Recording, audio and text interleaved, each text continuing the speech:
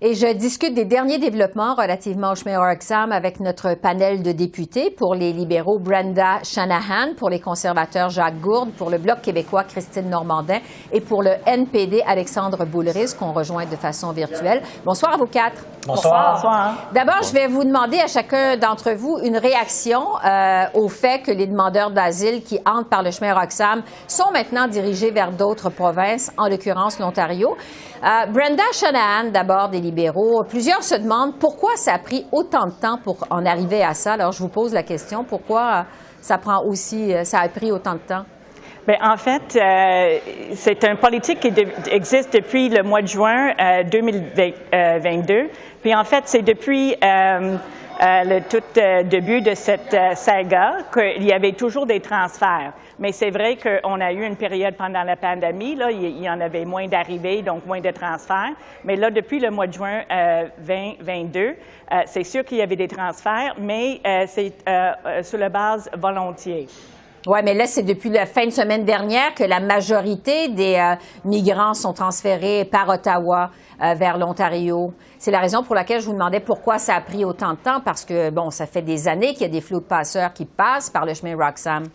Oui, c'est juste pour souligner qu'il n'y a pas de nouveauté là, dans la politique, mais là, avec l'augmentation du nombre de personnes qui arrivent et évidemment, apparemment, la majorité d'entre eux ont décidé en premier lieu de rester au Québec, mais là, c'est vraiment des efforts là, pour leur demander, bien, voulez-vous aller ailleurs? Donc, les choix, c'est sûr, c'est Cornwall, Toronto, Ottawa, Niagara et d'autres villes à l'Ontario. Donc, ça marche très bien. Ottawa qui applique maintenant cette politique-là, je dirais, de façon plus ferme depuis la fin de semaine dernière. Bien, qu'on pose la question aux gens, oui. Jacques Gourde, des conservateurs, qu'est-ce que vous en pensez, vous, du fait qu'on redirige maintenant les demandeurs d'asile vers l'Ontario? Moi, j'aurais une autre version. Je pense que le gouvernement du Québec avait plus la capacité d'accueillir l'ensemble des réfugiés. La grande majorité des réfugiés se retrouvaient à Montréal et je pense que le gouvernement du Québec a fait des pressions pour que l'Ontario et d'autres provinces puissent en accueillir.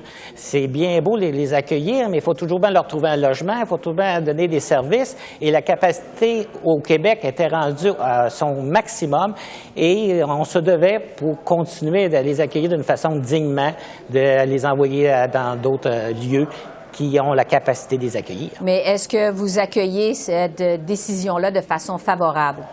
On l'accueille de façon favorable parce que je pense qu'on est présentement en plein hiver et ces personnes-là, ça leur prend un logement et puis ça prend de la chaleur, ça prend des services. Et au Québec, on n'avait plus la capacité parce que c'est énorme le nombre de réfugiés qui rentrent présentement. Oui.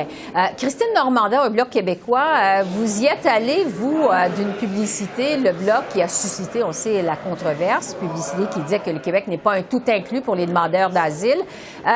Vous demandiez de l'action, justement, dans ce dossier-là. Qu'est-ce que vous pensez du fait qu'Ottawa, finalement, redirige vers l'Ontario les demandeurs d'asile? Bien, de deux choses l'une. Ce que ça prouve, c'est que le fédéral avait la capacité de le faire et on se demande bien, pourquoi il a fallu qu'on attende jusqu'à ce que le Québec ait à ce point des ressources insuffisantes pour accueillir dignement les demandeurs d'asile, parce que ça fait longtemps que le problème est connu. Ça, c'est d'une part. Mais d'autre part, ça fait aussi la démonstration des lacunes de l'entente sur les tiers pays sûrs. Et ça nous rappelle que bien, ça fait déjà au moins 6 ans que le gouvernement nous dit qu'il va renégocier l'entente. Et quand on pose la question, bien, à savoir c'est qui le négociateur, quel ministère s'en occupe, c'est quoi l'objectif visé par la renégociation, etc., on n'a aucune réponse. Ouais. On fait juste nous dire on négocie. Et ça fait la preuve que, encore une fois, on n'a pas cette capacité-là de bien accueillir les demandeurs d'asile. On leur demande de passer par la fenêtre alors que la porte d'entrée sur le territoire, c'est un poste d'entrée régulier. Et ce qu'on martèle depuis 3 ans, là, il faudrait avoir vécu en dessous d'une roche pour ne pas l'avoir entendu, c'est qu'on demande la suspension de l'entente sur les tiers pays sûrs qui permettrait de bien accueillir les demandeurs d'asile et de leur donner les services auxquels ils sont en droit de s'attendre. On va y revenir dans un instant sur cet ensemble parce que M. Trudeau a eu une déclaration là-dessus aujourd'hui. Mais entre-temps, Alexandre Boulris du NPD, qu'est-ce que vous pensez, vous, de cette nouvelle approche du gouvernement fédéral de rediriger les demandeurs d'asile vers les autres provinces canadiennes? Mais je pense qu'il était à peu près temps, parce que c'est vrai que la pression sur le Québec, sur la région montréalaise était vraiment extrêmement intense. Je suis en contact, moi puis mon équipe, avec des groupes communautaires qui sont là pour accueillir, pour faciliter l'intégration, trouver des logements, envoyer les enfants à l'école. Les groupes communautaires qui sont presque dans un point de rupture de leur capacité d'être capable d'offrir des services. Alors, je pense que malheureusement, ça arrive un peu tard et ça sent un peu l'improvisation. C'est ça qu'on déplore, nous au NPD. Il faut accueillir ces gens-là, il faut bien les accueillir. Et s'ils veulent aller vers d'autres provinces, c'est peut-être une bonne chose pour soulager un petit peu les ressources que nous avons au Québec ou dans la région de Montréal pour être capable de bien le faire. Mais je pense qu'effectivement, il faut rappeler qu'on doit suspendre cette entente sur les tiers pays sûrs parce que c'est ridicule que ces gens-là risquent leur vie, leur santé à passer dans des bois, passer dans des chemins irréguliers. Il y a des gens qui sont morts gelés cet hiver alors qu'ils pourraient tout simplement arriver à la colle, par exemple, ou à des points d'entrée irrégulières aux douanes, mais ce qu'ils ne peuvent pas faire à cause de cette entente-là sur les tiers pays sûrs. Bon, parlons-en justement de cette déclaration du premier ministre Trudeau aujourd'hui relativement à l'entente sur les tiers pays sûrs. M. Trudeau dit avoir espoir d'en arriver à une solution avec les États-Unis dans les prochains mois, on l'a entendu, c'est ce qu'il a dit aujourd'hui. Brenda Shanahan, des libéraux, est-ce que c'est normal, je vous demanderais, que le premier ministre du Québec ait eu à intervenir lui-même directement auprès de l'ambassadeur américain au Canada pour tenter de faire pression dans ce dossier-là? Est-ce que c'est normal que finalement François Legault ait eu à s'en mêler?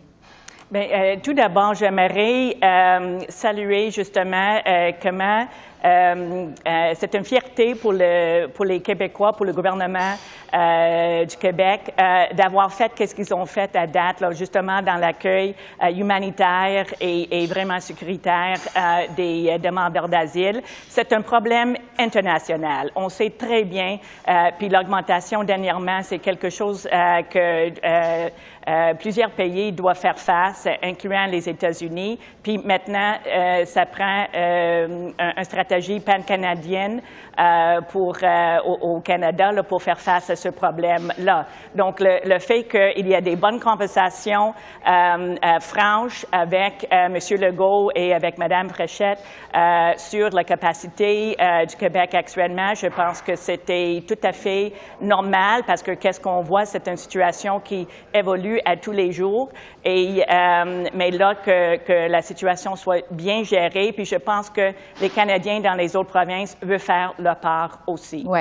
Jacques Gourde, des conservateurs, vous demandiez l'automne dernier qu'on revoie l'entente sur les tiers pays sûrs, mais pas nécessairement de la suspendre immédiatement. C'est quoi la solution, selon vous? Il y aurait dans quelques semaines la visite du président américain. Je pense que notre premier ministre devrait mettre à son agenda le premier item, cette entente avec les Américains pour trouver une solution rapide.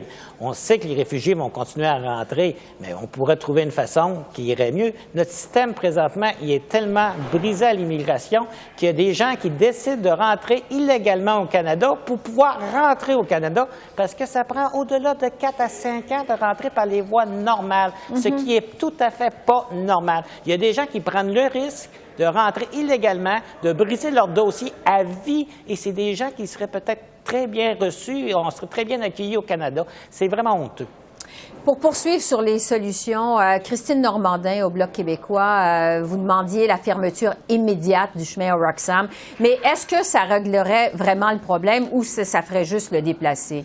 Mais en fait, quand on dit fermeture du chemin Roxham, c'est ce qui arriverait par défaut avec la suspension de l'entente sur les tiers pays sûrs. C'est ça qu'on demande. Parce que quand on regarde ce qui se passe au niveau des négociations présentement, comme je l'ai rappelé, les questions qu'on pose sont sans réponse. Mais on n'a pas l'impression non plus que ça veut bouger du côté des Américains quand on les voit institutionnaliser le chemin Roxham en donnant des billets d'autobus aux migrants de New York à Plattsburgh et par la suite en les conduisant de Plattsburgh à Roxham. Et du côté du Canada, bien, c'est encore pire. Ça fait 6 ans que ça branle dans le manche. Puis pire que ça, on constate qu'il y a des donateurs libéraux qui se font offrir des contrats de 10 ans pour de la location de terrain sur le pourtour du chemin Roxham. Est-ce que ça nous donne vraiment l'impression qu'on veut renégocier réellement l'entente sur les tiers pays sûrs?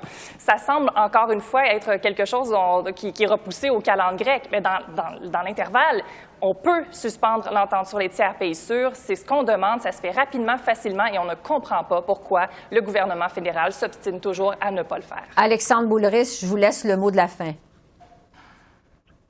Ben écoutez, quand le Bloc dit qu'il faut fermer le chemin Roxham, il fait appel à des gens qui voudraient comme qu'on bloque les frontières, qu'on n'accueille pas les réfugiés. Là. Ça ressemble à un discours un peu à la Trump. Puis on l'a vu aussi avec leur publicité quand même assez maladroite, où on pointait du doigt les réfugiés comme étant des gens qui venaient passer des vacances presque au Québec.